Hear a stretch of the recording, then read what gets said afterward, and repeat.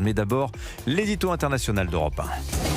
Bonjour Vincent Hervouette. Bonjour Dimitri, bonjour à tous. Vincent Pete Hegseth, le secrétaire américain à la guerre, s'en prend de nouveau aux Européens. Il leur reproche de ne pas avoir suffisamment investi dans leur défense et il les appelle à s'abstenir de faire la morale. Oui, alors on sait que Pete Hegseth aime à jouer les durs et à gonfler les biscottos. Des vidéos devenues virales l'ont montré en train de faire des pompes avec des GI. C'est d'ailleurs désormais son surnom.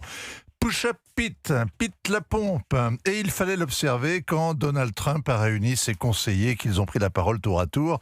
Le visage impassible, l'œil mauvais. Pete fixait chaque orateur en mastiquant interminablement un chewing-gum imaginaire. Une séance publique de bodybuilding du maxillaire.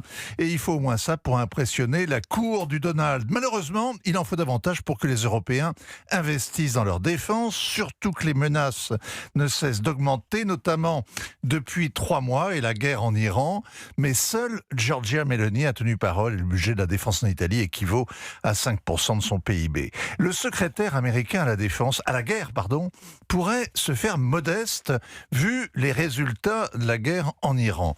On guettait son discours ce week-end à Singapour, au principal forum stratégique qui se tient chaque année en Asie.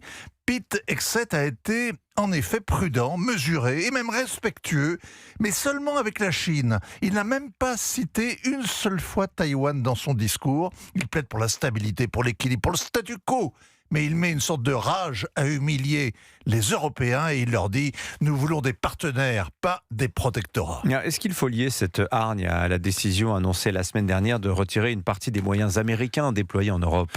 C'est-à-dire la moitié des bombardiers stratégiques en moins, tous les sous-marins, un tiers des avions de chasse, un quart des blindés. On s'attendait à des coupes sombres, mais il n'y a pas de calendrier. Alors on peut y voir des représailles au refus des Européens de soutenir les États-Unis dans leur guerre au régime iranien, leur refus de laisser les bombardiers utiliser leur espace aérien. Le fossé en tout cas se creuse entre les deux rives de l'Atlantique, ce qui posera d'ailleurs un problème stratégique aux États-Unis, car l'Europe n'est pas seulement le meilleur client de leur industrie d'armement, c'est aussi la plateforme pour se projeter vers l'océan Indien. Oui, visiblement, ménager les Européens n'est pas le souci de Pete Hegseth. Alors Pete Hegseth est dans la vie publique comme sur un plateau de télé. Il faut des idées un peu sommaire et un peu de coquetterie. Alors c'est le général Boulanger, sans les yeux bleus, il passe pour un imbécile, ce qui est faux, il est passé par Harvard et par Yale, il est passé aussi à Fox News, et c'est là qu'il a trouvé son uniforme, le maquillage à plein temps, les costumes cintrés, les cheveux gominés. Depuis qu'il est ministre, il a ajouté une pochette bleu, blanc, rouge. Son problème,